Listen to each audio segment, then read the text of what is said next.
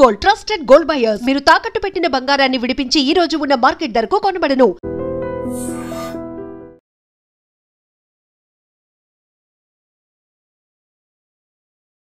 Operation Kagar పేరుతో వాళ్ళని ఎందుకు మట్టు పెడుతున్నాము? Complete Madhya Pradesh leadership, Congress leadership 45 మందిని ఎవరు చంపారండి? ఆపరేషన్ కగార్ అని చెప్పేసి ఒక డెడ్ లైన్ ఒకటి పెట్టుకున్నాం. మార్చ్ 26 కల్లా లాస్ట్ మావోయిస్ట్ ని కూడా మేము మట్టు పెడతామని అమిత్ షా చెప్పారు. What deadline should we have? ఉన్నటువంటి అన్నిటిని డిస్ట్రాయ్ చేసేస్తాము, పాకిస్తాన్ పీఓకేని మేము ఆక్రమించుకున్న దాన్ని నేను ఆల్రెడీ ఎక్స్ప్లెయిన్ చేశాను. I'm personally against it. దీన్ని చాలా మంది నన్ను తిట్టారు.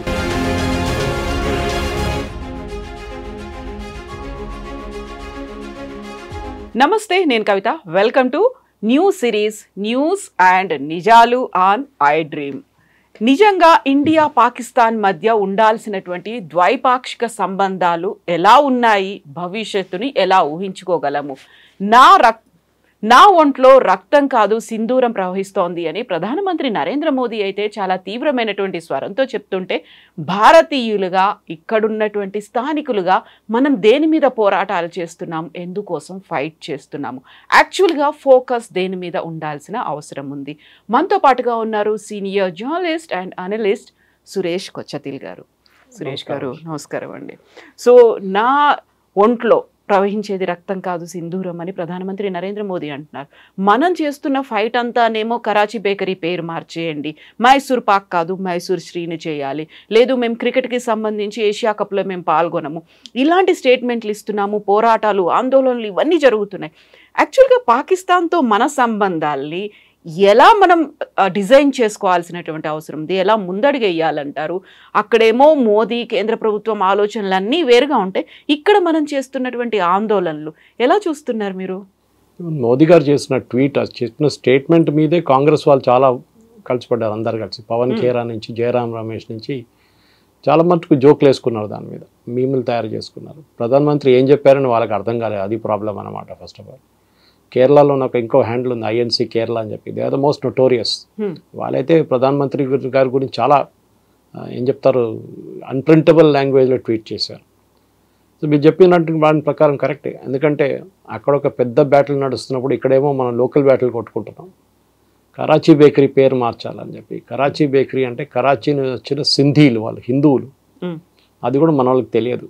అడిగాను మొన్న ఒక అర్థగా, కరాచీ బేకరీ ఏంటంటే హైదరాబాద్ నుంచి కాదు, బయట నుంచి వచ్చిన మనిషి. ఇది వాళ్ళు ముస్లిమ్స్ కదా అన్నారు. నేను చెప్పాను వాళ్ళు కాదు, దే ఆర్ సింధీస్. అండ్ వాళ్ళని ఆల్మోస్ట్ ఒక 20 సంవత్సరాల ముందు I did my first interview with them అనమాట. ఆ జనరేషన్, వాళ్ళు ఇప్పుడు లేరు. సో నెక్స్ట్ జనరేషన్ నడిపిస్తున్నారు, థర్డ్ జనరేషన్.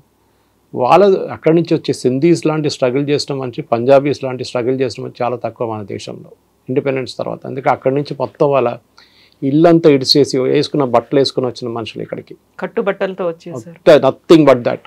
దాంట్లో చాలా మందిని వస్తూ చంపేశారు పాకిస్తాన్ వాళ్ళు. ట్రైన్లు ఎక్కేసి ఎట్లైనా భారతదేశంకి వచ్చి ఢిల్లీ లాంటి ఏరియాలో వచ్చి రెఫ్యూజీ కాలనీలో ఉండి ఇప్పుడు వాళ్ళ బిజినెస్ బిల్డప్ చేసుకొని థర్డ్ జనరేషన్, ఫోర్త్ జనరేషన్ పైకి వచ్చారు. వాళ్ళు కష్టపడిన కష్టాలు మనకు తెలియదు. సౌత్ ఇండియాలో, సౌత్ ఆఫ్ ఇండియా అని చెప్పాను నేను, సౌత్ ఆఫ్ ఇండియాలో మనకి దీని గురించి ఎక్కువ తెలియదు. ఇక్కడ మనం లాంగ్వేజ్ మీద కొట్టుకుంటాం, మా మీద హిందీ ఇంపోజ్ చేస్తున్నారు, మా మీద కన్నడ ఎందుకు మాట్లాడలేదని చెప్పి మనకు ఎస్బీఐ మేనేజర్ మీద కట్టుబడ్డారు వీళ్ళందరూ కలిసి. లక్కీలీ మన తెలంగాణ, ఆంధ్రప్రదేశ్లో ఈ లాంగ్వేజ్ షావనిజం లేదు. ఇక్కడ తమిళనాడులో ఉన్నట్లు కానీ కర్ణాటకలో ఉండి మనకంత లేదు ఇక్కడ. ఎందుకంటే మన ఇక్కడ ఆల్రెడీ వీ స్పీక్ దక్ని. మన ఉర్దూ కాదు మాట్లాడేది Hyderabad, we speak Dakhni which is a different dialect.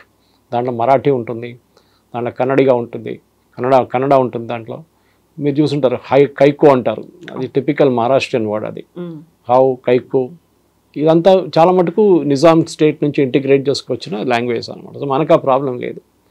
మన ప్రాబ్లం ఏంటంటే మన దేశంలో చిన్న దాని మీద పట్టుకొని మనం దాన్ని పెద్ద ఇష్యూ చేస్తాం అన్నమాట. మీరు చెప్పినట్లు మైసూర్ పాక్ ఉందని చెప్పి దాన్ని చేంజ్ చేసేద్దాం, మైసూర్ శ్రీ చేద్దామా, మైసూర్ ఇండి చేద్దామని. తింటున్న దానికి ఎందుకంటే కొట్టుకోవడం నాకు అర్థం కాదు. దాంట్లో పాక్ ఎందుకు వచ్చింది మీకు అర్థం కాదు ఫస్ట్ ఆఫ్ ఆల్. అదొకటి.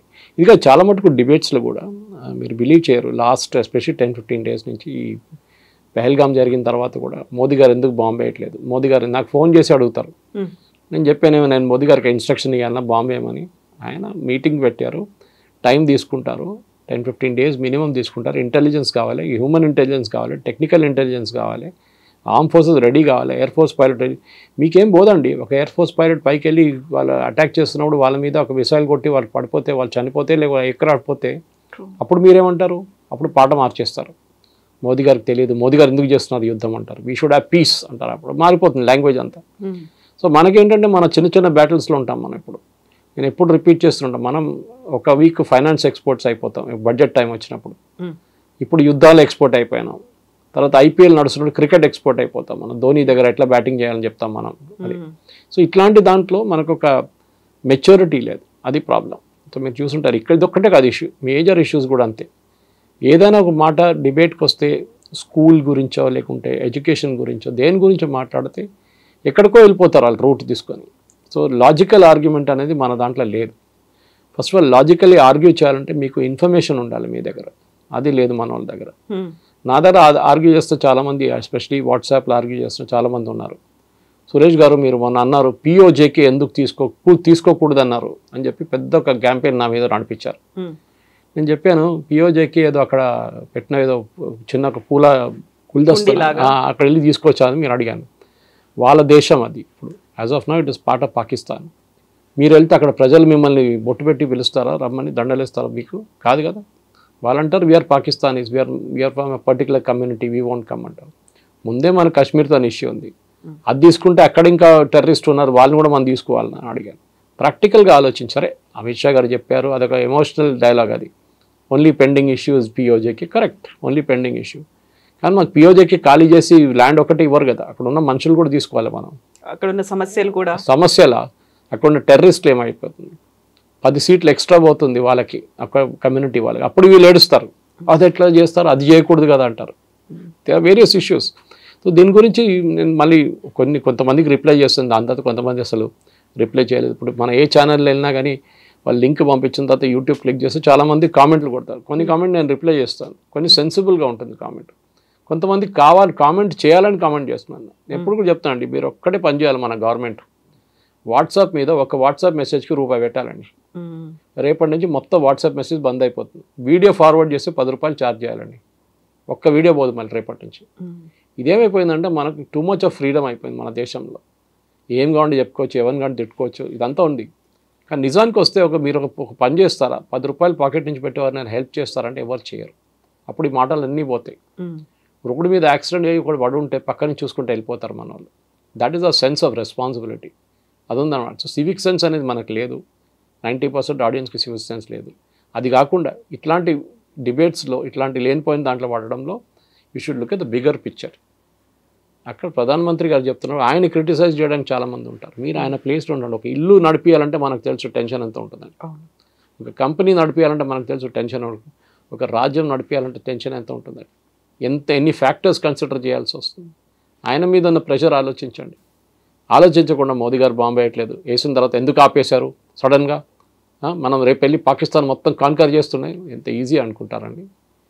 ఇది నాలెడ్జ్ లేదు వాళ్ళకి. పాకిస్తాన్ దగ్గర ఉన్న న్యూక్లియర్ ఆర్సెనల్ కానీ అది బ్లఫ్, అదే మనకు తెలిసిపోయింది. It's pure bluff. యూజ్ చేయొచ్చు కానీ వాళ్ళు they can use it, use చేయలేని కాదు. కానీ వాళ్ళ దగ్గర బ్లఫ్ చేస్తుంటారు, మేము యూజ్ చేస్తాం. మనం ప్రాక్టికల్గా ఆలోచించి సరే ఫస్ట్ మన దేశాన్ని సరిగ్గా చేద్దాం కదా. మన ఎడ్యుకేషన్ సిస్టమ్ కానివ్వండి, మన రోడ్లు కానివ్వండి, మన ట్రాఫిక్ కానివ్వండి, మన వర్షం పడితే రోడ్లు ఇట్లా ఉంటుంది, అది లెట్ us సార్ట్ అవుట్. అది అప్పుడు చెప్తారు, లేదు అంతా గవర్నమెంట్ పని, అంతా మున్సిపల్ కార్పొరేషన్ పని, నా పని ఏం లేదు. మీరేం చేస్తారు మళ్ళీ?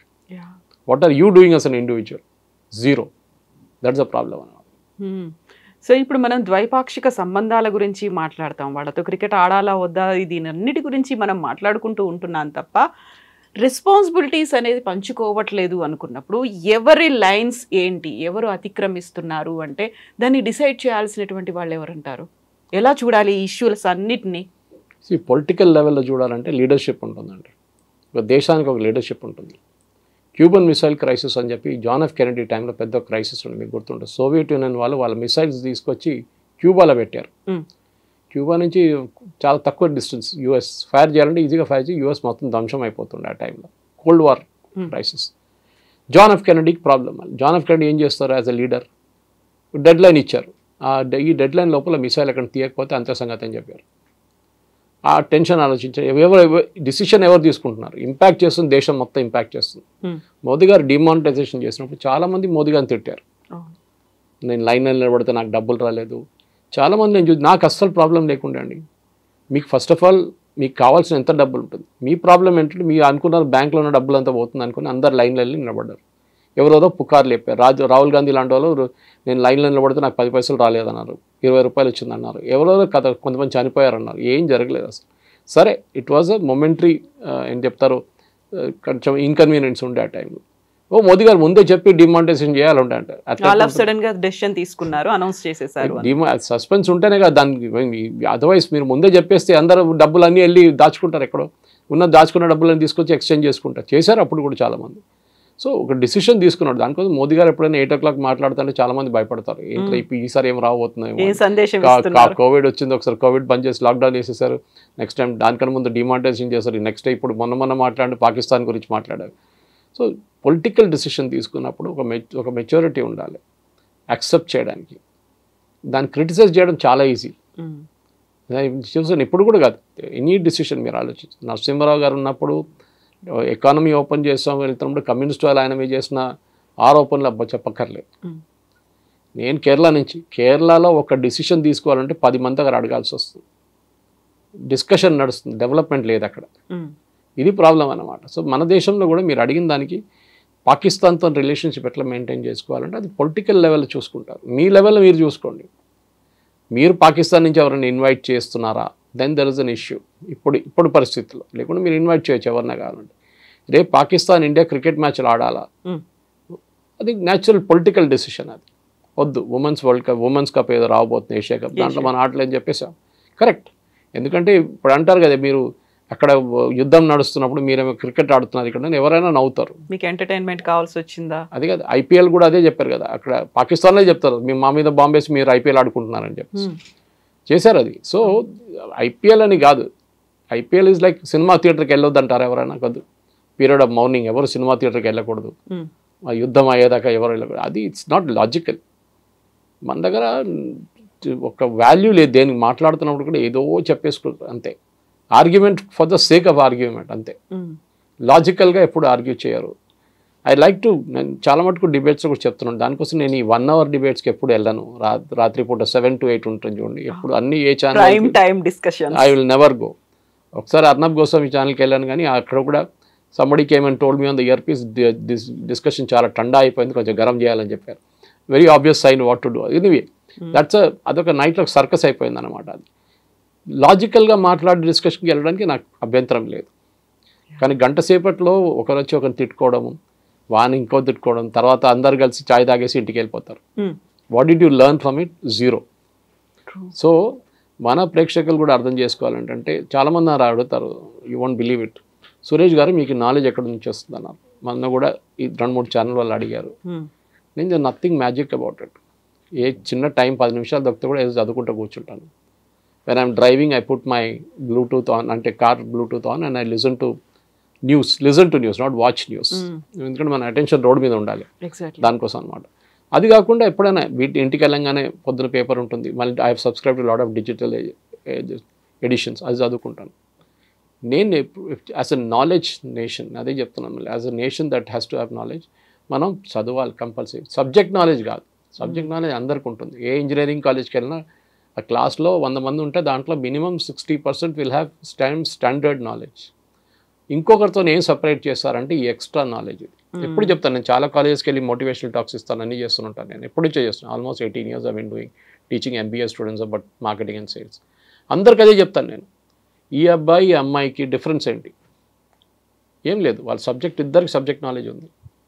కానీ మార్కెట్కి వెళ్ళి ఒక ఇంటర్వ్యూ చేస్తున్నప్పుడు వాళ్ళకి ఆ స్కిల్ కావాల్సింది ఏంటంటే బియాండ్ ద సబ్జెక్ట్ నాలెడ్జ్ తెలియాలి. అది వాళ్ళకి తెలియదు, ఎందుకంటే చెప్పలేదు. ఇది మన ఏం చెప్తారు, అభిమన్యుని పంపించినట్లు అయిపోతుంది చక్రవ్యూహలకి. మన దగ్గర ఉన్న కాలేజీలు, మన దగ్గర ఉన్న జూనియర్ కాలేజీలు ఏం చెప్పిస్తారు, ఇది IIT JEE అంతే, ఇది రూటు. దాని లోపల వెళ్ళిన తర్వాత ఏం చేయాలో నాకు తెలియదు, సూసైడ్ చేసుకుంటారు. మీరు చూసుంటారు చాలా కేసెస్లో, డిప్రెషన్కి వెళ్ళిపోతారు. అది చెప్పరు, ఎందుకంటే not everybody is cut out for IIT. అందరు IIT చేయాలని లేదు, అందరు నీట్ చేసి మెడిసిన్కి వెళ్ళాలని లేదు. People are talented. ఇప్పుడు కూడా చాలామంది పేరెంట్స్ నా దగ్గర కౌన్సిలింగ్ అడుగుతారు, మా అబ్బాయి అమ్మాయి మీలాగా హోటల్ మేనేజ్మెంట్ చేయాలనుకుంటుంది. I'm hotel management guy who got into journalism. నేను చెప్తాను, చూడండి చాలా టఫ్ కోర్స్, బహుశా ఆర్మీ తర్వాత అన్నిటికంటే టఫ్ కోర్స్ ఇది. So you decide what to do. ఈ ప్రాబ్లం ఎక్కడ వస్తుందంటే ఈ డిసిషన్ మేకింగ్, ఇప్పుడు మీరు మోదీ గారి గురించి అడిగారు, ఒక పేరెంట్ డిసిషన్ తీసుకుంటున్న అబ్బాయి అమ్మాయి గురించి పేరెంట్స్ డిసైడ్ చేస్తున్నారు. ఆస్ ద చైల్డ్, అమ్మాయి దారు అబ్బాయి దారు అడిగారా నీకేం కావాలని, అది లేదు జీవితంలో. ఆ డిసిషన్ వాళ్ళకి ఇవ్వరు అన్నమాట. Ability to take a decision వాళ్ళ దగ్గర ఉండదు.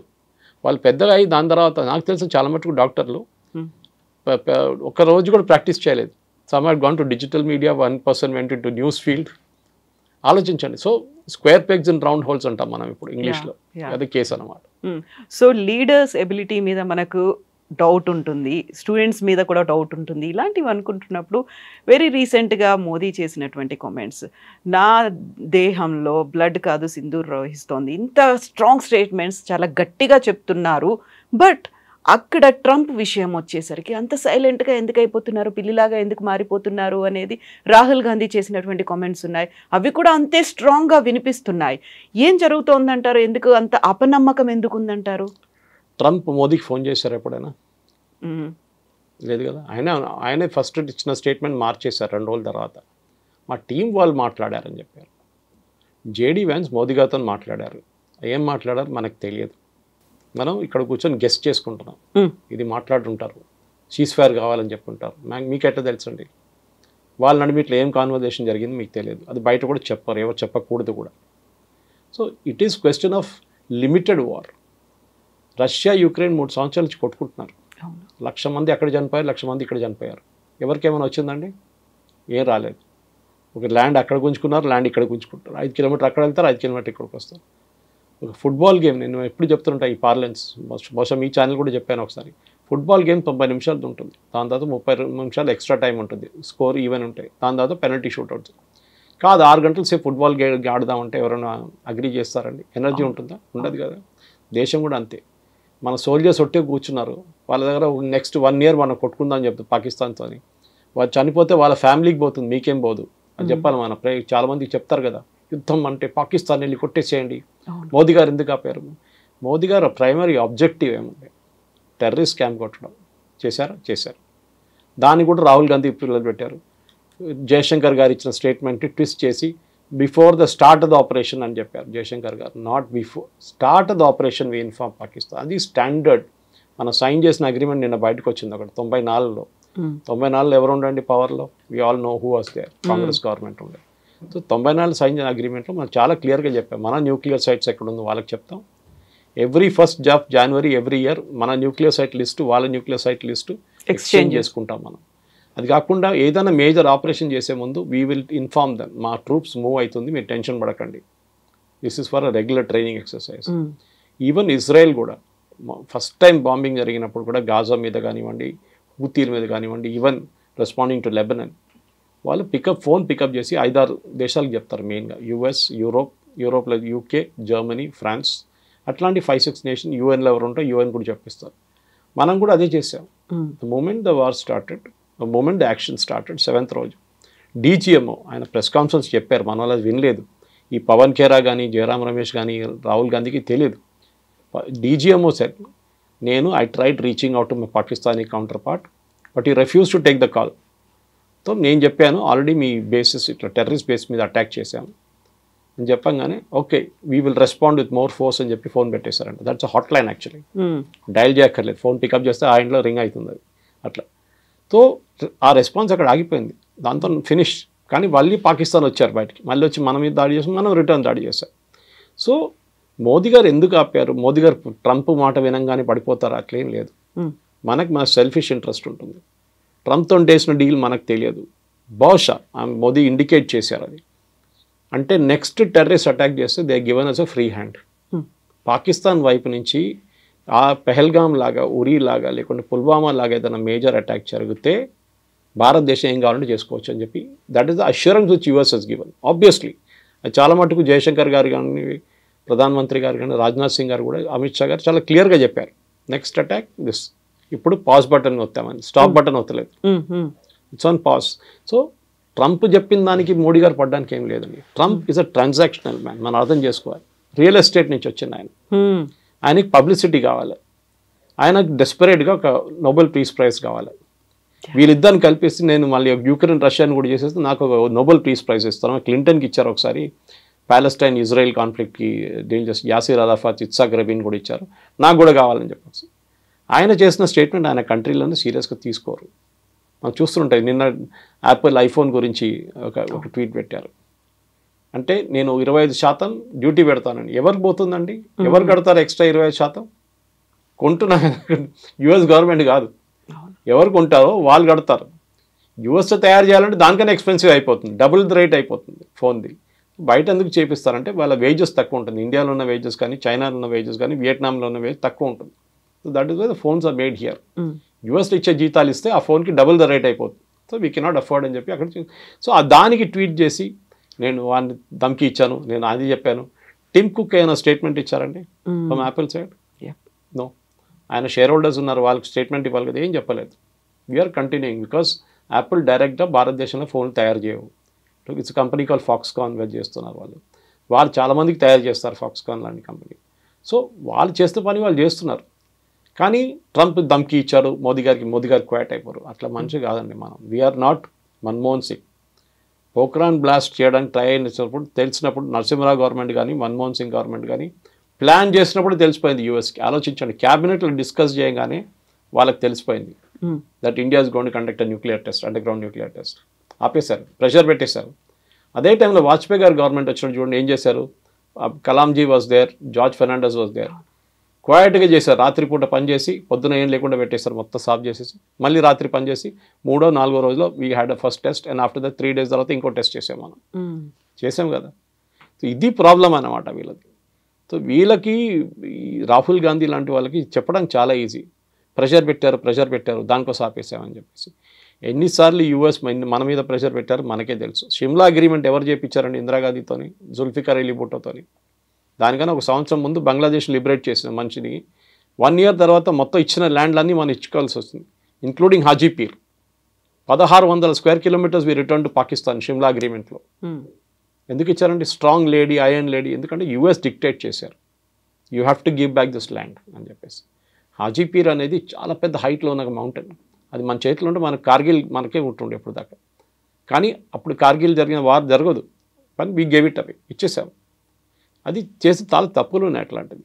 అప్పుడు అన్నీ మనం చెప్పుకొని వస్తే చాలా ఉన్నాయి. యూఎస్ ఇంటర్ఫియర్ చేసింది, కేజీబీ ఇంటర్ఫియర్ చేసింది దానికన్నా ఎక్కువ. కేజీబీలో మిట్రోకిన్ ఆర్కైవ్ చూస్తే మీరు, one of the spice who defected to US, his name is మిట్రోకిన్. ఆయన రాసిన ఒక పుస్తకం ఉంది మిట్రోకిన్ ఆర్కైవ్స్ అని చెప్పి. దాంట్లో ఓపెన్గా చెప్తున్నారు ఇందిరాగాంధీ క్యాబినెట్లో 3 మంత్రులు union ministers wear KGB spice. KGB కోసం స్పైయింగ్ చేస్తున్న మనుషులు. వాళ్ళు ఏ క్యాబినెట్ మీటింగ్లో ఏ నిర్ణయం తీసుకుంటే నెక్స్ట్ మినిట్ మాస్కోకి తెలిసిపోతుంది. We're talking of the cold war days. ఆలోచించండి. సో మోదీ గారు ట్రంప్ చెప్పారని చెప్పి పడడం ఏం లేదండి. వీ విల్ ఎప్పుడు ఆపాలని మనకు తెలుసు. We cannot continue. Me believe చేయరు, ఆఫ్టర్ ద బంగ్లాదేశ్ వార్ మన కంట్రీ 4 సంవత్సరాలు బ్యాంక్రప్ట్ అయిపోయిందండి. ఏం చేయక్కర్లేదు. మీ ఇందిరాగాంధీ గారు చేసినట్లనే మోదీ గారు చెప్పాలి, సరే యుద్ధం కావాలన్నా మీకు ఒక డెఫినెట్గా చేయదు, ఒక పని చేస్తాను, రేపటి నుంచి పెట్రోల్ ప్రైస్లు 3 రూపాయలు పెంచేస్తాను, నాకు యుద్ధం నడిపించాలి కదా, డబ్బులు కావాలి కదా. అప్పుడు చూడండి, అప్పుడు మారిపోతుంది డైలాగ్. ఎందుకు యుద్ధం అవుతుంది, 3 రూపాయలు పెట్రోల్ నేను కట్టాను. So every war comes with a price అంటారు. హ్యూమన్ ప్రైస్ ఉంటుంది, బడ్జెట్ ఉంటుంది, ఈ 2 ఉండాలి. ఎందుకంటే మిసైల్ ఫైర్ చేస్తే ఒక్కొక్క మిసైల్కి ఎంత పడుతుంది? S-400ది $1 million పడుతుంది. So you cannot afford it. So కావాలంటే నడిపిస్తాం, కానీ ఏమండి what is the end? Russia Ukraine కొట్టుకున్నట్లు కొట్టుకుంటే పోతాం, వాళ్ళు మన మీద వేస్తారు, మనం వాళ్ళ మీద వేస్తాం, మళ్ళీ వాళ్ళు మన మీద వేస్తారు. చిన్నపిల్లల ఆట కాదు కదా. So you have to have that maturity. అదే మళ్ళీ రిటర్న్ అదే పాయింట్కి వస్తాం అనమాట. ఎమోషనల్ మెచ్యూరిటీ లేదు. ఏదైనా మన ఇంట్లో కూడా డిస్కస్ చేస్తున్నప్పుడు కూల్గా ఆలోచించాలి ఏదైనా కానీ. Something similar should be done when you're dealing with politics also. So ఇప్పుడు మనం పాకిస్తాన్ నుంచి ఇక్కడికి వచ్చిన వాళ్ళు అక్రమంగా ఉన్నారు, లేకుంటే వీసా గడువు ముగిసిపోయింది, ఇమ్మీడియట్గా వాళ్ళని పంపించేసాము ఒక డెడ్ లైన్ అనేది పెట్టుకొని. ఇప్పుడు అలాంటి గడువే మే 30 వరకు ఉంది. వివిధ దేశాల నుంచి అక్రమంగా మన దగ్గరకు వచ్చిన వాళ్ళు అథెంటిక్గా వాళ్ళు ఉంటే ఓకే, అదర్వైజ్ మీరు వెళ్ళిపోండి అనే మాట. ఇప్పుడు ఇక్కడ ఒక రకమైనటువంటి కాన్ఫ్లిక్ట్ ఏమైనా కనిపిస్తుందా? వివిధ దేశాల నుంచి వచ్చారు, అందులో చాలా వరకు రోహింగ్యాలు వీళ్ళంతా ఉన్నారు, అందులో వాళ్ళ మీద సర్జికల్ స్ట్రైక్ చెయ్యాలి అనేటువంటి ఒక మాట కూడా గతంలో వినిపించింది. సో ఇక్కడ ఇంటర్నల్గా ఇంతమంది ఉన్నారు అనుకున్నప్పుడు డీల్ చేయాల్సింది ఎలా అంటారు? స్ట్రాటజీ ఎలా ఉండాలంటారు? మా యూఎస్ చేస్తున్నారండి ఇల్లీగల్ వీసా పంపించేస్తున్నారు కదా అందరినీ. అలాంటిది మనం ఇప్పటిదాకా చేయలేదు కదా అసలు. చేయలేదు. అది ప్రాబ్లం మనది. మన 140 కోట్ల మంది పాపులేషన్ ఉన్న దాంట్లో సుప్రీంకోర్టు మనం చెప్పారు మనం ధర్మశాల కాదు ఇది. ఇదే రోహింగ్యాలు పాకిస్తాన్కి ఎందుకు వెళ్ళలేదండి? ఇదే రోహింగ్యాలు ఆఫ్ఘనిస్తాన్కి ఎందుకు వెళ్ళలేదండి? ముస్లిమ్స్ కదా వాళ్ళందరూ. సౌదీ అరేబియా తీసుకోవాలి ఉండే వాళ్ళని, యుఏఈ తీసుకోవాలి ఉండే, ఓపెన్ ఆర్మ్స్ ప్లీజ్ కమ్. ఖతార్లో వీళ్ళు టెర్రరిస్ట్ లీడర్స్ అందరూ అక్కడే కూర్చుంటారు. ముస్లిం బ్రదర్హుడ్ కానీ, ఐసిస్ కానీ, అల్ఖైదా కానీ, హమాస్ వీళ్ళందరూ ఖతార్ తీసుకోవాలి ఉండే, బహరీన్ తీసుకో, ఓపెన్గా యాక్సెప్ట్ చేయాలి. రండి మీరు రోహింగ్యా ముస్లిం, మాదే ముస్లిమ్స్, యూఆర్ సేమ్. వాళ్ళు తీసుకోకుండా భారతదేశంలో వచ్చి కూర్చున్నారు ఎందుకండి? నాకు అర్థం కాదు. అండ్ పంపిస్తే వీళ్ళేమో కాలిన్ గన్జాల్స్ లాంటి వాళ్ళు సుప్రీంకోర్టుకి వెళ్ళి బోట్లో తీసుకెళ్ళి, అండమాన్లో తీసుకెళ్ళి థాయిలాండ్ దగ్గర పడేశారు, మయన్మార్ దగ్గర పడేశారు అంటున్నారు. మన దేశంలో ఇల్లీగల్గా వచ్చారు, మీరు లీగల్గా రాలేదు. యుఎన్హెచ్సిఆర్ కార్డ్స్ ఇచ్చారు, United Nation Human Right Commission, కానీ we are not a signatory to that commission. మేము యాక్సెప్ట్ చేయం. వారు యాక్చువల్లీ ఇదే సుప్రీంకోర్టు 2 నెలల ముందు రోహింగ్యా పిల్లలకి అడ్మిషన్ ఫ్రీగా ఇవ్వాలని చెప్పి ఢిల్లీ స్కూల్స్కి ఆర్డర్ ఇచ్చారు. మన పిల్లలకి లేదు, ఇండియన్ పిల్లలకి ఆట వాళ్ళు అసలు పట్టించుకోరు. రోహింగ్యా పిల్లలకి అడ్మిషన్ ఇవ్వాలని చెప్పి సుప్రీంకోర్టు, కానీ వాళ్ళ మాట తీర్పు అంతా మారిపోయింది ఎక్కడ? ఈ కాన్ఫ్లిక్ట్ మొదలైన తర్వాత. మన మన శ్రీలంక నుంచి ఒక శ్రీలంకని వచ్చింది, మనం పట్టుకొని జైలు వేసేస్తుండే ముందే. ఫస్ట్ ఇల్లీగల్గా ఎల్టీటీ మెంబర్ ఉండే, మళ్ళీ మన పిఎంఎల్ఏ అంత పిఎంఎల్ఏ కాదు, వాజ్ అండర్ నథింగ్ ఎన్ఎస్ఏ, ఈ was arrested and put in jail in Tamil Nadu. Jail వేశారు, 10 సంవత్సరాలు జైల్లో ఉన్నాడు. ఇప్పుడు బయటకు వచ్చేయమంటున్నాడు అంటే నన్ను అక్కడ పంపేయకండి, నేను ఇండియాలో ఉండిపోతా అంటున్నాను. Supreme court sir nothing doing, next బోట్లో తీసి, నెక్స్ట్ ట్రిప్పులు చేసి, నెక్స్ట్ ఫ్లైట్లో తీసి పంపించేసాను ఇక్కడ. సో ఇది మన దేశం అండి. మన 140 కోట్ల మందిలో మినిమం క్యాల్కులేషన్ ప్రకారం, and this is not me, this is as per news channels and మిగతా రిపోర్ట్ ప్రకారం మన దగ్గర 12 నుంచి 18 కోట్ల మంది ఇల్లీగల్ సిటిజన్స్ ఉన్నారు. నిన్న చూడండి హైదరాబాద్లో ఒక హాస్పిటల్ నుంచే బర్త్ సర్టిఫికెట్లు తయారు చేసుకున్నారంట, 18 దొంగ సర్టిఫికెట్లు. డెలివరీ ఎట్ హోమ్ అని చెప్పి ఇంకో 12 సర్టిఫికెట్లు తయారు చేసుకున్నారంట. ఎట్లా చేశారండి? Who are the certificate made for? ఎవరు వెనకాల ఉన్నారు? ఇక్కడ పిల్లలు పుట్టలేదు, మీరు ఎవరి కోసం తయారు చేస్తున్నారు? ఎందుకంటే అదే బర్త్ సర్టిఫికేట్ తీసుకెళ్ళి ఆధార్ కార్డు తయారు చేసుకుంటారు, దాని తర్వాత రేషన్ కార్డు తీసుకుంటారు, దాని తర్వాత ఓటర్ ఐడి తీసుకుంటారు 18 కావని. పుల్వామా జరిగిన తర్వాత, ఫస్ట్ అటాక్ జరిగిన తర్వాత తెలిసి పాకిస్తాన్లో ఉన్న వాళ్ళు అందరూ పంపించేస్తారు ఇక్కడ షార్ట్ టర్మ్ వీసాలు వచ్చిన వాళ్ళు. అప్పుడు తెలిసింది అక్కడి నుంచి పెళ్లి చేసుకొని ఇక్కడ వచ్చి 22 మంది వచ్చి ఇప్పుడు ఆల్మోస్ట్ వాళ్ళందరూ గ్రాండ్ మదర్స్ అయిపోయారు. ఆ ఇంట్లో 1200 పిల్లలు ఉన్నారంట ఆ ఏరియాలో అంతా కలిసి. థర్డ్ జనరేషన్ కూడా వచ్చేసిందంట. ఆలోచించండి. We're not a dharamshala. Sorry, మన పాపులేషన్ మన పెద్ద హెడేక్ మనకి. వీళ్ళకి తిండి ఎందుకు పెట్టాలండి? మనం ఫ్రీ రేషన్లు ఎందుకు ఇవ్వాలండి వీళ్ళకి? వాళ్ళ దేశం ఉన్నారు, వాళ్ళు అక్కడ వెళ్ళినాయండి. We don't want. First of all ఇది అస్సాంలో జరిగింది, మీకు గుర్తుంటుంది. అస్సాంలో పెద్దగా అజిటేషన్ జరిగింది when Rajiv Gandhi was the prime minister. All Assam students union వాళ్ళు అక్కడి నుంచి బంగ్లాదేశ్ నుంచి వచ్చిన ఈవెన్ హిందువులు కూడా, వాళ్ళు ముస్లిమ్స్ వస్తారు కాదు, హిందువులు కూడా వ్యతిరేకించారు వాళ్ళు. మా దగ్గరికి ఎందుకు వస్తున్నారు? భారతదేశంలో ఇంకా మిగతా స్టేట్స్ ఉన్నాయి కదా, అక్కడికి వెళ్ళొచ్చు కదా మీరండి. అస్సాంలో 21 కాన్స్టిట్యున్సీలో డెమోగ్రఫీ మారిపోయిందండి సడన్గా. హిందూ మెజారిటీ ఉన్న కాన్స్టిట్యున్సీ ముస్లిం మెజారిటీ అయిపోయింది. మన ఏఐయుడిఎఫ్ పార్టీ అక్కడి నుంచే ఫామ్ అయింది, బంగ్లాదేశ్ నుంచి వచ్చిన వాళ్ళందరూ కలిపి. వాళ్ళకి ఇప్పుడు పార్లమెంట్ సీట్ ఉంది, వాళ్ళకి అసెంబ్లీ సీట్స్ ఉన్నాయి, గెలిచారు వాళ్ళు సీట్లు, మెజారిటీ అయిపోయారు వాళ్ళు. ఎట్లా అయ్యారండి అది? సో మీరు బంగ్లాదేశ్ నుంచి వచ్చి సెటిల్ సరే కట్ ఆఫ్ డేట్ పెట్టాం, దాని తర్వాత ఇంత పెద్ద గొడవ అయిన తర్వాతనే రాజీవ్ గాంధీ అగ్రీ చేశారు. In fact national register for citizens, NRC అని మాట్లాడుతూ ఉంటాం, ఓవైసీ అంటారు, ఎన్ఆర్సీ వచ్చేది నేను చూసుకుంటా అది అని. ఇదే ఎన్ఆర్సీ అస్సాంలో ఇంప్లిమెంట్ చేశారు కండి. ఎవరు ఇంప్లిమెంట్ చేశారు? రాజీవ్ గాంధీ. అది ఎవరు చేయించారు? సుప్రీంకోర్టు. కంపల్సరీగా ఎన్ఆర్సీ పెట్టాలన్నారు. లిస్ట్ ఆఫ్ సిటిజన్స్ కావాలి మాకు, దీంట్లో లేని వాళ్ళు అందరూ పంపించేసేయండి. అప్పుడు ఎవరో వచ్చి చెప్పారు, జాకీర్ హుసేన్ గ్రాండ్ సన్ కూడా ఈ లిస్టులో లేరు, ఆయన నాన్ రెసిడెంట్ ఇండియన్ కాదని చెప్పేసిన. Correct, Zakir Hussain was not. అది పెద్ద కాంట్రవర్సీ ఇంకోటి ఉంది. మన ఫస్ట్ ఈవెన్ ఇండిపెండెన్స్ మూవ్మెంట్ని కూడా చూసి చాలామంది బయట నుంచి వచ్చిన వాళ్ళు మన దగ్గర మినిస్టర్లు అయ్యారు మన దగ్గర. సో దిస్ ఇస్ వాళ్ళు రోహింగ్యా ఇల్లీగల్స్, సింపుల్. వచ్చారు, మీరు 1 సంవత్సరం ఉండండి, దాని కావాలంటే దాని తర్వాత వెళ్ళిపోండి ఇక్కడి నుంచి. మా దగ్గర మాకు రెస్పాన్సిబిలిటీ లేదు, మమ్మల్ని అక్కడ తీసుకెళ్తే వాళ్ళు చంపేస్తారు. దట్ ఈస్ యువర్ ప్రాబ్లం, నా ప్రాబ్లం కాదండి. అది మీరు మీ పాలిటిక్స్ మీరు ఆడుకుంటున్నారు, మాకు తెలియదు అదంతా. మనకి ఇనఫ్ హెడేక్స్ ఉన్నాయి ఇక్కడ. పాకిస్తాన్ నుంచి వచ్చిన వాళ్ళు కానీ, బంగ్లాదేశ్ నుంచి వచ్చిన వాళ్ళకి, పాకిస్తాన్ నుంచి వచ్చిన వాళ్ళకి, బంగ్లాదేశ్ నుంచి వచ్చిన వాళ్ళ హిందువులకి, మిగతా పార్సీస్ కానివ్వండి, జైన్స్ కానీ, క్రిస్టియన్స్కి మనం సపరేట్గా సిఏ తయారు చేస్తాం కదా. ఆఫ్ఘనిస్తాన్ నుంచి కూడా వాళ్ళు వచ్చి సిటిజన్షిప్ తీసుకోవచ్చు, ఎప్పుడైనా ఇప్పుడు కూడా తీసుకోవచ్చు. ముస్లిమ్స్ కూడా తీసుకోవచ్చు. అద్నాన్ సామీకి సిటిజన్షిప్ ఇచ్చామా, ఇది పాకిస్తానీ. అవును. ఆ వెయిటింగ్ పీరియడ్ ఉంటుంది ఒకటి, దాని తర్వాత గవర్నమెంట్ ఇంటెలిజెన్స్ రిపోర్ట్ అన్ని చూసుకొని సిటిజన్షిప్ ఇస్తారు. సో రోహింగ్యాలు పంపించాల్సింది చాలా క్లియర్ స్ట్రాటజీ, అంటే దీనిలో డౌటే లేదు. రోహింగ్యా అని కాదు, ఎవరైనా కానివ్వండి, బంగ్లాదేశ్లో ఇక్కడి నుంచి వచ్చిన వాళ్ళు కానీ, if they're illegally staying here వాళ్ళని రిటర్న్ పంపించాల్సి. ట్రంప్ చేస్తున్నారు, ఇప్పుడు యూకే చేస్తున్నారు, అందరు చేస్తున్నారు. సో సురేష్ గారు, ఇక్కడే 2-3 రకాలుగా డౌట్స్ వస్తున్నాయి. ఒకటేమో ఆపరేషన్ సింధూర్ అని పాకిస్తాన్లో ఉన్నటువంటి టెర్రరిస్ట్ క్యాంపుల మీద అటాక్ చేశాం, ఇక్కడ ఉన్నటువంటి ఇల్లీగల్ ఇమ్మిగ్రెంట్స్ని పంపించేయాలి అనేది చూస్తున్నాం. బట్ ఇక్కడే మన దేశం వాళ్ళే అయినప్పటికీ కూడా వాళ్ళని నక్సల్స్, మావోయిస్టులు అని పేరు చెప్పి ఆపరేషన్ కగార్ పేరుతో వాళ్ళని ఎందుకు మట్టు పెడుతున్నాము? వాళ్ళు మన వాళ్లే కదా, మన దేశస్తులే కదా, అయినప్పటికీ వాళ్ళని చంపాల్సినటువంటి అవసరం ఏముంది? వాళ్ళని కూడా తీవ్రవాదుల్లాగా ఎందుకు ట్రీట్ చేస్తున్నారు మన దేశం వాళ్ళే అనేటువంటి కామెంట్ ఉంది.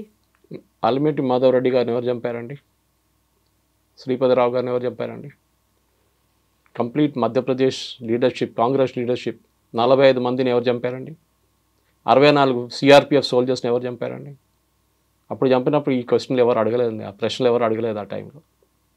వాళ్ళు చంపినప్పుడు ప్రాబ్లం లేదు. నక్సలైట్స్ క్లాస్ ఎనిమీ కానీ, బూర్జువా అని చెప్పి, ఓకే, పోలీస్ ఇన్ఫార్మర్ అని చెప్పి చంపేస్తున్నప్పుడు ఎవరికి ఏం ప్రాబ్లం లేదు. ఈ వరవర్రావు గారు ఇప్పుడు లేరని అనుకోండి, ఇప్పుడు ఉన్న హర్గోపాల్ వీళ్ళందరూ హ్యూమన్ రైట్స్ వాళ్ళందరూ ఎప్పుడు వస్తారు?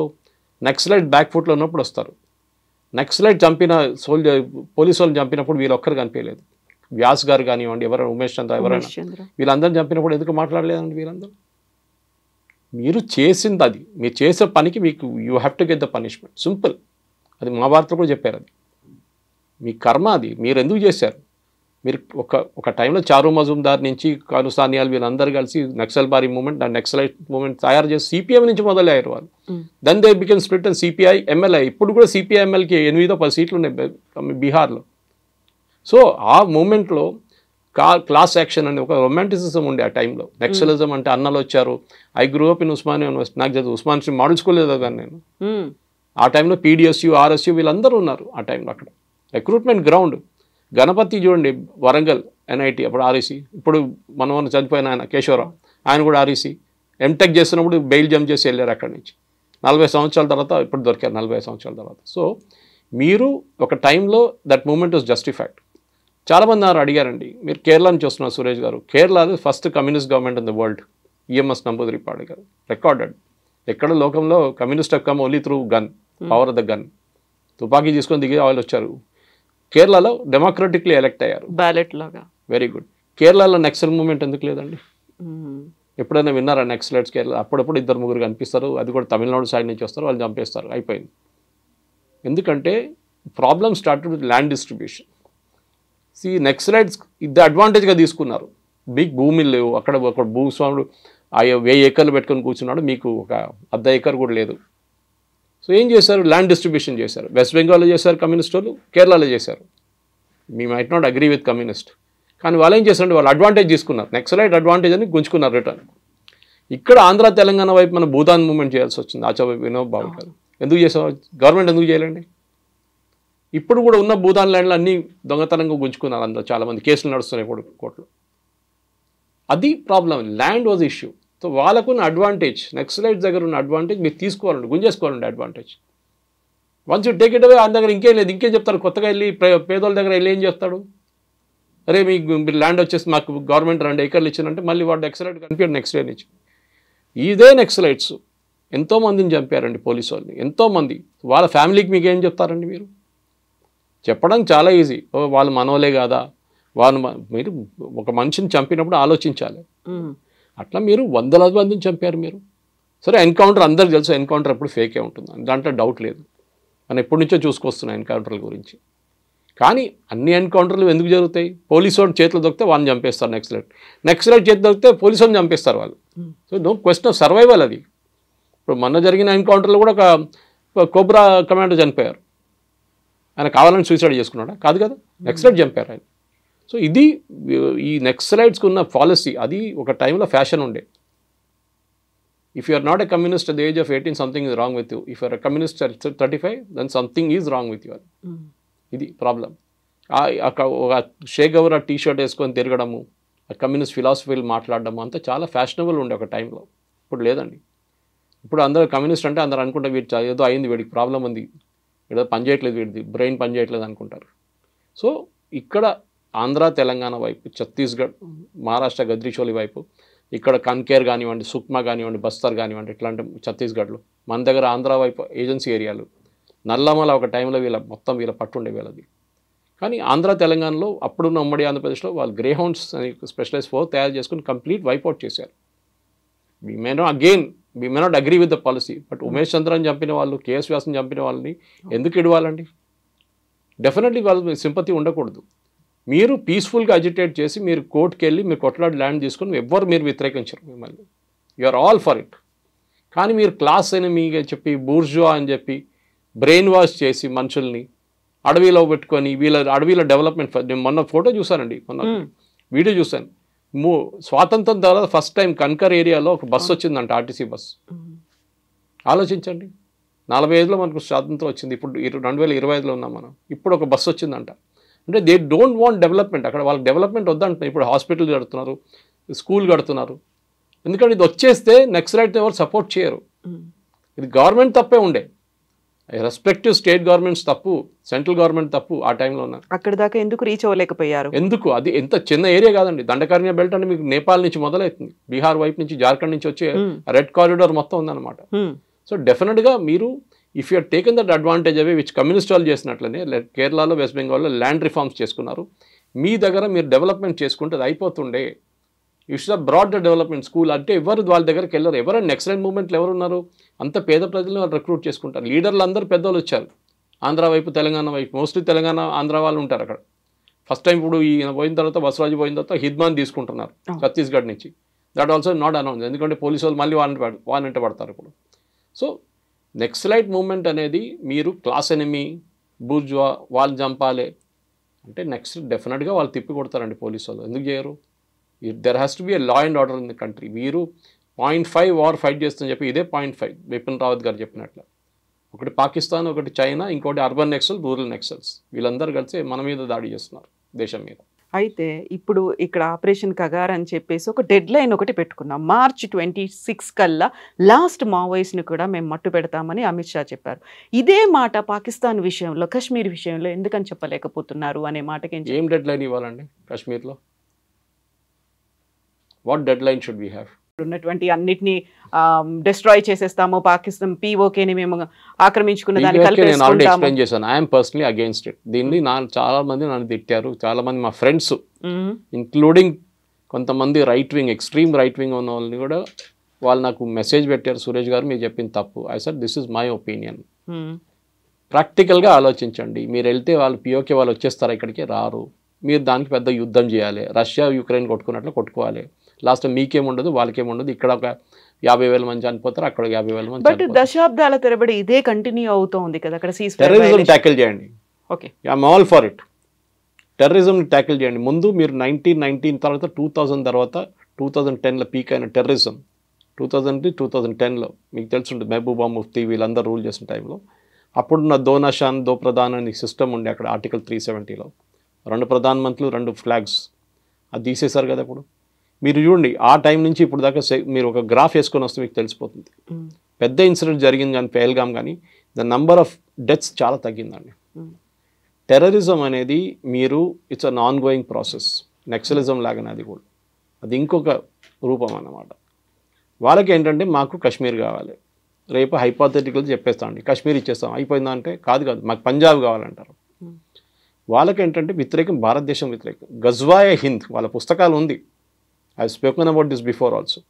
గజ్వాయ హింద్ ఉంది. మీరు ఆలోచించండి, ఒక రిలీజియస్ బుక్లో రాసి పెట్టారు, ఇండియాని ఆక్రమించాలి. ఇండియాని ఆక్రమించిన వాళ్ళు మేము ఊరికి తీసుకెళ్ళిపోతాం, హెవెన్కి తీసుకెళ్ళిపోతాం, వాళ్ళ పుస్తకంలో రాస్తుంది. దెన్ వాళ్ళు చేయకుండా తప్పేమంటే వాళ్ళది చేస్తారు. వాళ్ళు our job is to fight. మనం అది ఇచ్చేసి ఇజ్రాయెల్ లాగండి, మనకు ఎగ్జిస్టెన్షియల్ క్రైసిస్ ఒకటి ఉంది. ఇజ్రాయెల్ కూడా అదే ప్రాబ్లం. ఇజ్రాయెల్ మొత్తం చుట్టుపక్కల మొత్తం అందరూ వాళ్ళ ఎనిమీసే కంప్లీట్గా. ఏమంటారు, ఇస్రాయెల్ షుడ్ నాట్ ఎగ్జిస్ట్ అంటున్నారు. From the river to the sea మాదే అంటున్నారు ప్యాలెస్టైన్. అంటే ఇజ్రాయెల్ ఉండకూడదంట. సారీ, అది వాళ్ళు సోలమన్ టైం నుంచి వాళ్ళ దగ్గర ఉన్న ల్యాండ్ మీరు అందరు కలిసి గుంజుకున్నారు. వాళ్ళు రిటర్న్ వచ్చారు, వాళ్ళు కొనుక్కున్నారు. మీకు గుర్తుందో లేదు, ఎంటైర్ ఇజ్రాయెల్ ల్యాండ్, వాళ్ళు ఇప్పుడు ఉన్న land except Golan heights and other parts, మొత్తం వాళ్ళు ఇజ్రాయెల్ డబ్బులు పెట్టి కొనుక్కున్నారు అరబ్స్ దగ్గర నుంచి. ఒక చుక్క నీళ్ళు పడదు అక్కడ, వర్షం ఉండదు. అట్లాంటి ప్లేస్ అరబ్ జనాలు ఎవడు ఉంటాడు ఇక్కడ తీసుకోండి అని చెప్పి డబ్బులు పెట్టి కొనుక్కున్నారు Israel. They have a legal right to it. మన దగ్గర కూడా అంతే. అప్పుడు చేసిన రాజా హరిసింగ్ చేసిన తప్పు, ఆ టైంలో ఇండియన్ ఆర్మీని పిలవకపోవడంలో దాని జరిగిన తప్పులు అంతా అది. We're correcting a historical wrong అంతే. దాన్ని రైట్ చేసేస్తున్నాం. సరే డెడ్ లైన్ పెట్టి ఇక్కడ అమిత్ షా గారు చెప్పినట్లయితే 2026 మార్చ్ కల్లా మొత్తం అందరిని ఫినిష్ చేసేస్తామంటే, కాశ్మీర్లో అట్లా చెప్పలేము. మనం 75 సంవత్సరాల నుంచి కొట్టుకుంటున్నాం అంటే అక్కడ జరుగుతుంది. ఇంకా you're fighting a civilisational battle. ఆలోచించండి, అసీం మునీర్ అన్నారు, they are Hindus, we're Muslims, we're Islamic. వాళ్ళని 2 నేషన్ థియరీ ప్రకారం వాళ్ళు ఉండకూడదు. పాకిస్తాన్ వచ్చింది ఎందుకు? Because they hate Hindus. Separate nation for Muslims అని తీసుకున్నారు వాళ్ళు. కానీ చాలామంది ముస్లిమ్స్ ఇక్కడ ఉండిపోయారు. అంబేద్కర్ గారు చెప్పారు చేసిన తప్పు, అది చాలా పెద్ద తప్పు. కంప్లీట్ ట్రాన్స్ఫర్ ఆఫ్ పాపులేషన్ జరగలేదు, అది జరగాలి ఉండే. సరే ఈ షుడ్ పుట్ డెడ్ లైన్. కానీ ముందున్న టెర్రరిస్ట్ యాక్టివిటీ చాలా తగ్గింది. Now there is a very resolute action. నేను స్టార్ట్లో కూడా మీకు చెప్పాను, ఏ రోజు నెక్స్ట్ ఇన్సిడెంట్ జరుగుతుందో ఆ రోజు మళ్ళీ యుద్ధం మొదలవుతుంది. ఇప్పుడు వాళ్ళకి తెలుసు గర్మే గుస్కే మారేంగే. మోదీ గారు ఒట్టే చెప్పలేదు, గర్మే గుస్కే మారైతే. ఏడ్చుకున్నారు, మస్జిద్లో ఉన్న మహిళలు చనిపోయారు. 1 గంటకు రాత్రి మస్జిద్లో మహిళలు ఏం చేస్తున్నారండి, పిల్లలు ఏం చేస్తున్నారు? ఈ రెండింటి మధ్యలో మనం ఆపరేషన్ కగార్ని దానికి లింక్ పెట్టి చూడడం. సో దీనికి ఒక డెడ్ లైన్ పెట్టుకున్నాము, దానికి ఎందుకంటే డెడ్ లైన్ పెట్టుకోకుండా ఒక పాజ్ పెట్టుకొని డెకేడ్స్ టుగెదర్ అలా ఎదురు చూస్తున్నాము ఆ angle. Correct. Next right moment ఉంటుందండి. డెడ్ లైన్ దానికి ఉండాల్సిందే. కానీ ఈ చెప్పినట్లు మీరు కాశ్మీర్ వైపు టెర్రరిజంని ఇవాళ ఆపేసి ఏదో నీళ్ళు వస్తున్న ట్యాపులు బంద్ చేయడం కాదు. దానికి పొలిటికల్ ఎలిమెంట్ ఒకటి ఉంది, సెక్యూరిటీ ఎలిమెంట్ ఒకటి ఉంది. మనం చాలా మటుకు టెర్రరిజం తగ్గించాము. అక్కడ టైం పడుతుంది, ఓవర్ నైట్ జరగదు ఇదంతా. ఇజ్రాయెల్ ఎన్నో సంవత్సరాల నుంచి కొట్టుకుంటున్నారు టెర్రరిజంతో. మనకు కూడా అదే ప్రాబ్లం ఉంది. ఎందుకంటే ఒక రిలీజియస్ ప్రాబ్లం ఇది. It is not a security issue. అట్లా ఒట్టిగా పాకిస్తాన్ క్రియేట్ చేసింది ఒక రిలీజియస్ కోసం, సెపరేట్ కంట్రీ ఫర్ ముస్లిమ్స్ అని చెప్పారు. దానికోసం వాళ్ళకి ఇచ్చాం. అంబేద్కర్ గారు కానివ్వండి, గాంధీ గారు కానివ్వండి, నెహ్రూ గారు, వీళ్ళందరూ అగ్రీ చేసింది అది. కానీ దాని తర్వాత వాళ్ళు ఏమంటున్నారు, ఇప్పుడు మాకు కాశ్మీర్ కావాలి, దాని తర్వాత పంజాబ్ కావాలంటారు. అరే మీకు ఇచ్చాం కదా నాయన. ఆ టైంలో కాశ్మీర్ లేకుండే కదా, మ్యాప్లో మీకు కాశ్మీర్ డ్రా చేసి ఇచ్చారా ఎవరైనా? మీకు ఇచ్చిన ప్లేస్తో మీరు హ్యాపీగా ఉండాలండే. మీరు వచ్చి తర్వాత కాదు ఇది ముస్లిం మెజారిటీ స్టేట్ మాకు కావాలని చెప్తే ఆ టైం జరగదు. అట్లా ఉంటే చాలా ఉన్నాయి మా అడగడానికి. సో మీకు వచ్చింది మీరు పెట్టుకోవస్తుంది. ఎవరో ఫెయిల్డ్ స్టేట్, మీద డబ్బులు లేవు, మీరు మొత్తం ఎడ్యుకేషన్ మీరు షాంబుల్స్లో ఉంది. ఇక్కడ ఇండియా డెవలప్మెంట్ చేసుకుని మా మీద వాడకండి, వచ్చి మీరు ఎక్కడున్నారో అక్కడ ఉండండి. కానీ మా మీద దాడి చేస్తే మనం గర్మే గుస్కే మారేంగే. అది చేసే ఉంటాం మనం. దానికి డెడ్ లైన్ లేదు, ఏం లేదు, ఎప్పుడు కావాలంటే కొడతాం మనం. Just waiting for their response. వాళ్ళు ఎలా బిహేవ్ చేయాలంతే. మా మీద ముందు గాంధీ గారు చెప్పారు, ఒక చంపని కొడితే ఇంకో చంపని. ఇప్పుడు ఒక చంపని కొడితే ఇంకో తల కోసేస్తాం మనం. ఆ స్టేట్కి వచ్చేస్తాం మనం. ఇప్పుడు వీఆర్ నాట్ ఫ్రస్ట్రేటెడ్. కానీ ఎన్ని రోజులు ఉంచుకుంటాం వీళ్ళని ఇట్లాంటి ఈ టెర్రరిజంని? ఒకసారి తిప్పి కొడితే అప్పుడు గుర్తొస్తుంది వీళ్ళకి. సర్జికల్ స్ట్రైక్ చేస్తే క్వైట్ అయిపోయారు, పుల్వామా చేశారు క్వైట్ అయిపోయారు కొట్టిన తర్వాత బాలకోట్లో. ఇప్పుడు ఇది దీని తర్వాత ట్రై చేస్తే మళ్ళీ చూడండి నెక్స్ట్ టైం పాకిస్తాన్ అనే దేశం అందరు చెప్తారు బాంబే వేసి ఫినిష్ చేయాలి, అట్లా జరగదు. కానీ we can kill them slowly. వాళ్ళు చెప్పారు ఒక టైం ఇండియాకి, we'll kill India with 1000 cuts అని చెప్పి. జనరల్ జియావుల్ హక్ టైం నుంచి బెనజర్ భుట్టో దాకా టైం దాకా చెప్పుకుంటూ వస్తారు. అది we'll also do the same thing to Pakistan. Slowly ఇది కప్పని నీళ్ళు వేస్తే బయటికి దుంకేస్తుంది, అది వేడి నీళ్ళు వేస్తే. కానీ మీరు చల్ల నీళ్ళు పెట్టి మెయిన్లీ గరం చేయండి, కప్పకి తెలియదు ఏమవుతుందని. Same case Pakistan. Slowly we should finish them off. ఒకటేసారి కొట్టక్కర్లేదు. Economically we are finishing them off. నీళ్ళు బంద్ చేసేసాను ఇప్పుడు. That is a bigger thing then war. యుద్ధం కన్నా పెద్ద అది. అదే చెప్తున్నారు వాళ్ళు, చెప్పారు చూడండి, నీళ్ళు ఆపేస్తే యుద్ధం అవుతుందని. వాళ్ళకి ఈ భయం లేదు. నీళ్ళు రాకపోతే వాళ్ళకి భయం ఉంది. సింధు వాళ్ళు కొడతారు, వచ్చి పంజాబీ వాళ్ళు పడతారు. ఆల్రెడీ చేస్తున్నారు వాళ్ళు ఇప్పుడు గొడవ అక్కడ. We will do it our own way. ఇన్ని సంవత్సరాలు చేయలేదు, ఇప్పుడు చేసి చూపించాం మనం. డిప్లొమాటిక్గా స్ట్రాటజిక్గా both. Yes, sir. Thank you so much, Suresh. Thank you.